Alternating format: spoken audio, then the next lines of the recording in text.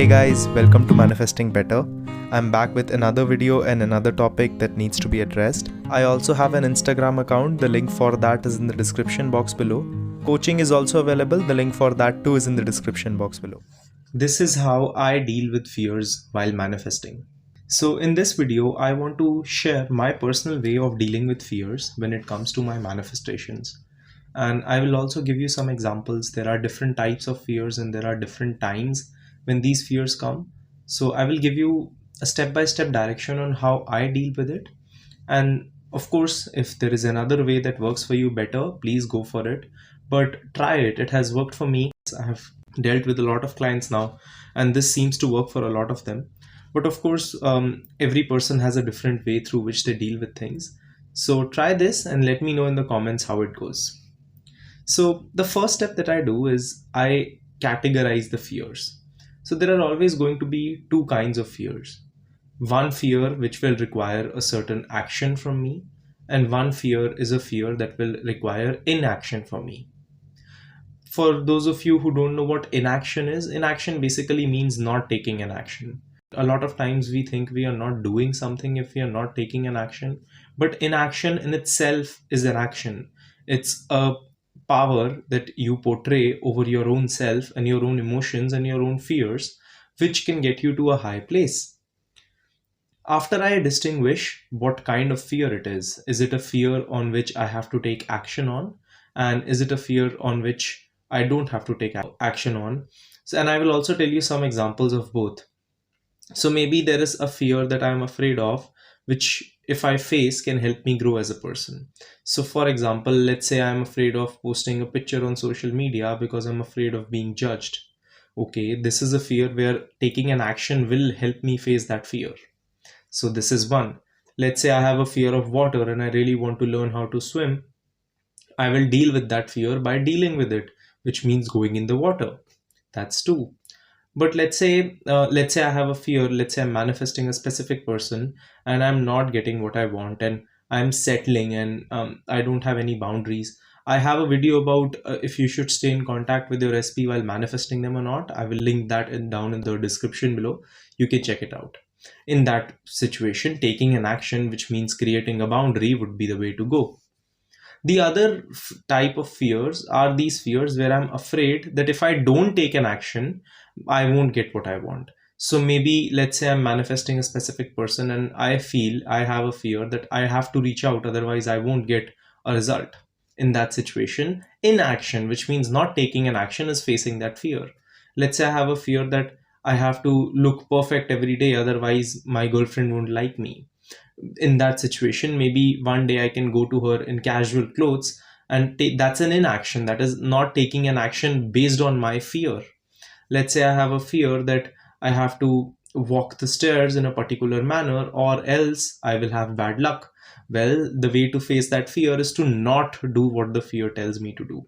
So there are two, like I have distinguished them pretty clearly. One is the kind of fear that you face and one is the kind of fear that you don't take an action on. After I have found out what kind of fear it is, I ask myself, the second step is this a perceived fear or is this a true fear? Which means, is this a fear that I'm perceiving in my mind, which means I'm imagining it? Or is this something that is true, which has happened to me? So maybe in a situation of my specific person, let's say maybe texting her, is it something that I have a fear, like is it something that I'm perceiving based on my insecurities that, oh, if I don't look a certain way or if I don't text her, she will not reach out to me?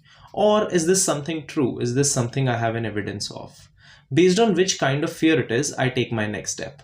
Because eventually the step that you take next is just changing your self-talk. So if it is perceived fear, the way that my self-talk goes is that, okay, but there is no evidence for me to believe that this will be true. What part of me is telling me that this will be true, and how can I work on that identity?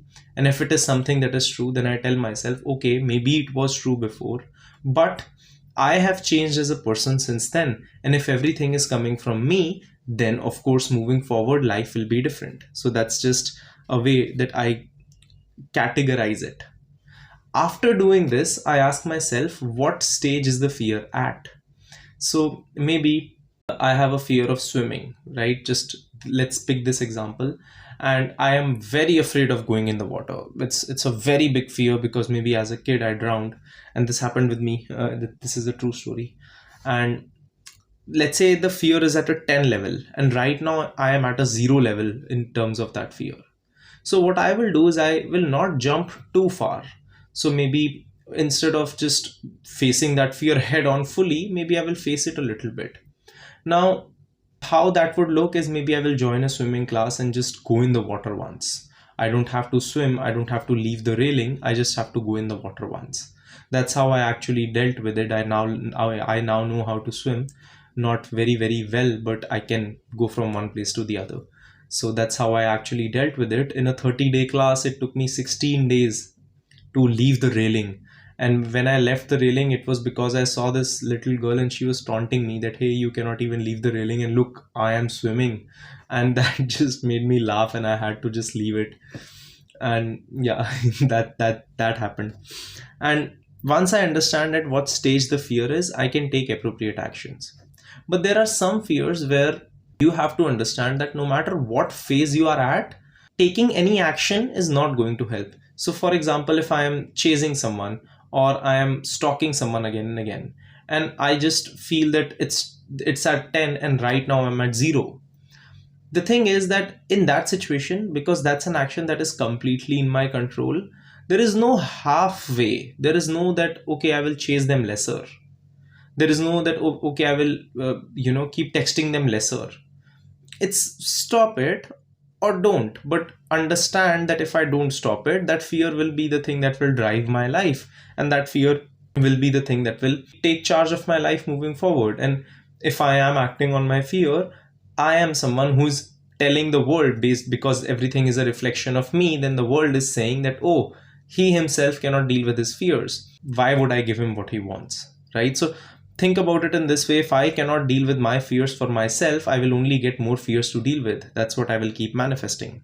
Now, there are going to be some situations where the fear will be too much, and this usually happens with perceived fear. So maybe I have a fear that this person will just move on with someone else, and they will just walk away, they will forget me, they will never be with me, things like that. And it's very deep, it's very big, I just cannot get that out of my mind. And in that moment, let's say the fear is at 10 and I'm at 0, I have started to go to -5, -6, -7, and it has become a negative spiral. Usually this happens when I'm having something else that on my mind, or maybe in the morning something happened and I didn't deal with it and I kept going on, or maybe I just didn't sleep properly, or maybe I saw some external trigger that triggered this fear in the first place. And usually, like I said, it's perceived fears. In those moments, facing that fear head on, or even trying to get slightly better, is not going to help very much. So what I do when I'm in that situation, or I'm in a very negative downward spiral, first I tell myself to pause. I tell myself that right now I'm high on emotions. Right now I'm thinking from my body, which means my body is filled with a lot of emotions. I am taking decisions based on those emotions, not based on what is correct. And I want to take decisions based on what is correct for me. So maybe first I will give my body some time to calm down. In that moment, I maybe go take a walk. I jump around a little bit. When there is pent up energy in my body, I try to take it out. I do some push ups, or maybe I wash my face. I just move my body around, because I have found that when I'm anxious or when I'm filled with emotions of resistance, walking around, moving my body around helps a lot. After I have done that, I sit with myself, and instead of getting to the end of anything, I just introduce small possibilities in my mind. Now, these possibilities can be anything. How I start is that, okay, but what if this doesn't happen, and what if it works out for me? So, you see, in this situation, I'm not just directly telling myself that, oh, it will work out for me, because my mind will not believe me in this moment. Instead, I give myself and my mind an argument that it can deal with. So I give the argument that, okay, what if it works out for me? And then my mind tells me something back. And then I turn it into a discussion, a small discussion. I don't talk about the same thing. So I say, let's say my mind says that, but why would it work out for you? I say that, why cannot it? Are there people who have been in similar situations like me, for whom it has worked out?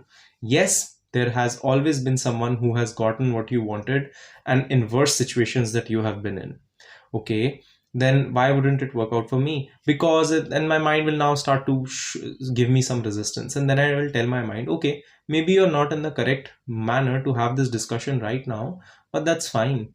I will stick with the fact that what if it works out for me? And then I loop that affirmation for a little bit of time. And after a period of time, when I've started to feel better and that extreme resistance phase has passed, I also have a video on what like the 3 different kinds of resistance. I will link that down below. But after that phase has passed, I then start to do the first few steps that I mentioned to you again.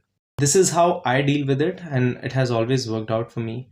I have faced a lot of fears in my life, and yeah, I know that this works. So please try it out and let me know in the comments on how it works out for you. Click the like button if you liked the video. Subscribe and turn the notifications on for more such content. Comment down your video suggestions, and I will see you guys in the next one.